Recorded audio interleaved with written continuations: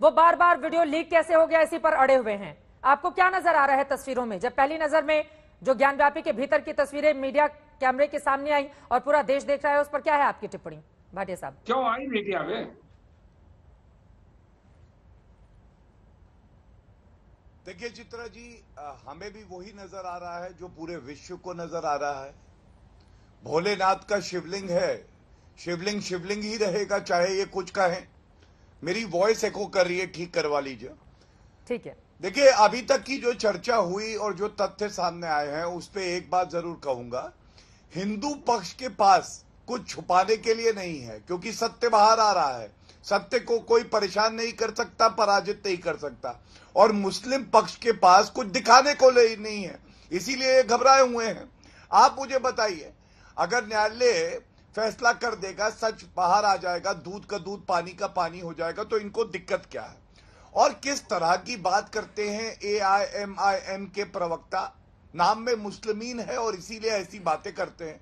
मैं इनके माध्यम से पूछना चाहूंगा, आज ओवैसी जी ने कहा 1991 का प्लेसेस ऑफ वर्शिप एक्ट है, तो मैं पूछना चाहता हूं 1991 एक्ट है तो CA क्या स्क्रैप्ड है?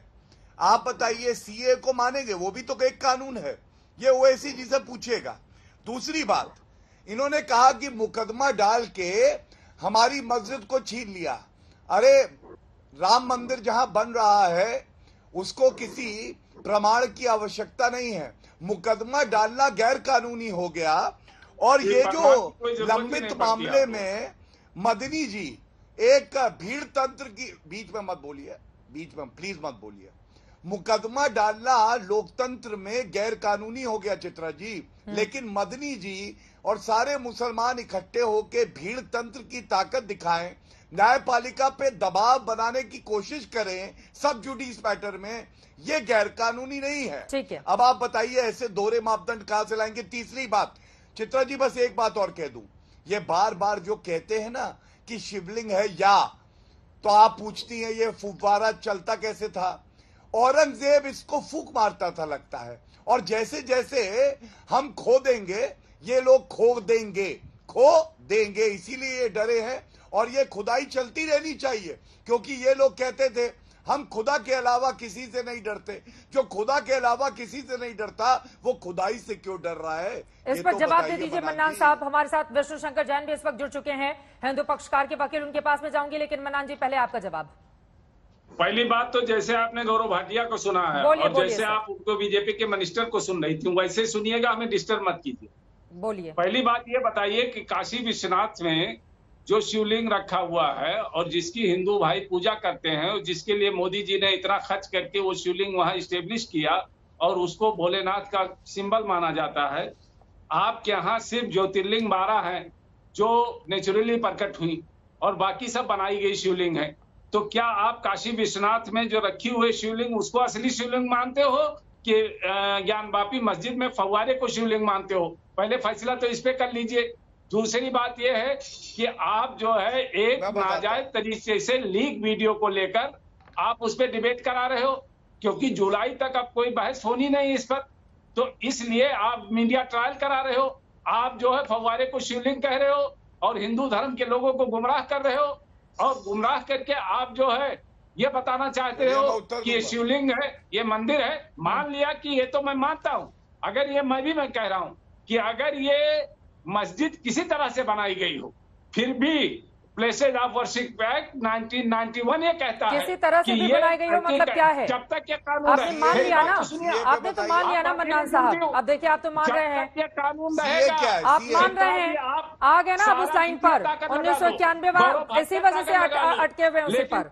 प्लेसेज ऑफ वर्शिप सर तस्वीरें झूठ नहीं बोलती, तस्वीरों के लिए शब्दों को गढ़ने की जरूरत नहीं पड़ती है। मैं तो आपसे सवाल पूछ रही हूँ और गौरव भाटिया जी से मेरे सवाल, गौरव भाटिया जी आप बोलिएगा, लेकिन विष्णु जैन जी भी इस वक्त हमारे साथ जुड़ चुके, सीधे उनका रुख करते हुए। विष्णु जैन जी, मामला तो अभी अदालत में है, एक तो बार बार ये वीडियो लीक कैसे हो गया इसको लेकर सवाल खड़े कर रहे हैं, वहीं दूसरी तरफ इनका ये कहना है कि चाहे जैसे भी बनी हो मस्जिद, अब तो 1991 का एक्ट लागू है, और उनका यह भी पूछना है कि जो अभी काशी विश्वनाथ टेम्पल में वहां पर शिवलिंग है, आप उसको असली मानेंगे या ये जो मिला है इसको असली मानेंगे? इस पर क्या है जवाब आपका?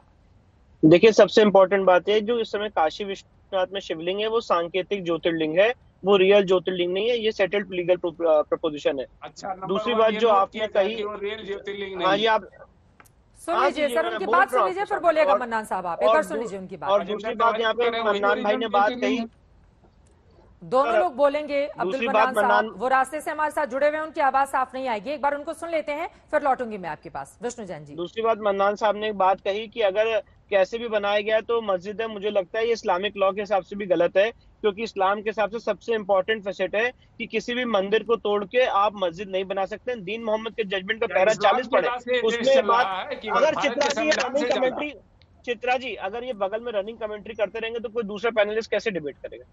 मैंने आपको सुना सर, मेरी बात सुनिए, थोड़ा धैर्य रखिए, थोड़ा धैर्य, मैंने बोला भी नहीं सर।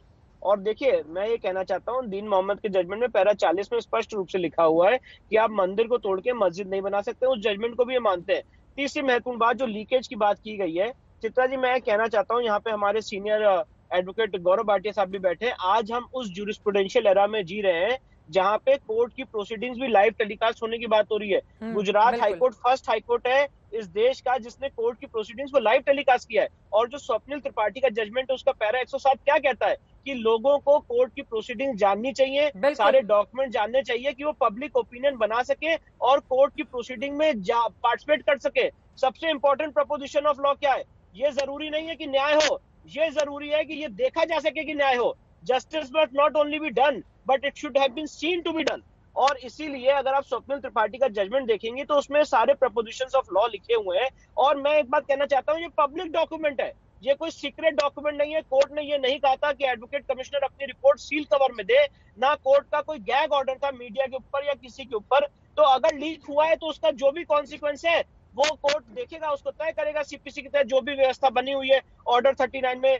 पर साथ ही साथ आप ये नहीं कह सकते हैं कि पब्लिक को ओपिनियन बनाने का कोई मौका ही ना दिया जाए। आज ये सिर्फ 5 याचिकर्ता या विष्णु शंकर जैन सारे लोगों के नुमाइंदे नहीं हो सकते। बहुत से लोग आना चाहते हैं इस केस में, अपनी बात रखना चाहते हैं, पार्टी बनना चाहते हैं, अलग अलग पहलू कोर्ट के सामने रखना चाहते हैं। तो आप किसी आदमी के राइट टू नो, उसके जानने के अधिकार को छीन लेंगे तो ये तो बहुत मूल मुद्दा है फ्रीडम ऑफ स्पीच और एक्सप्रेशन का।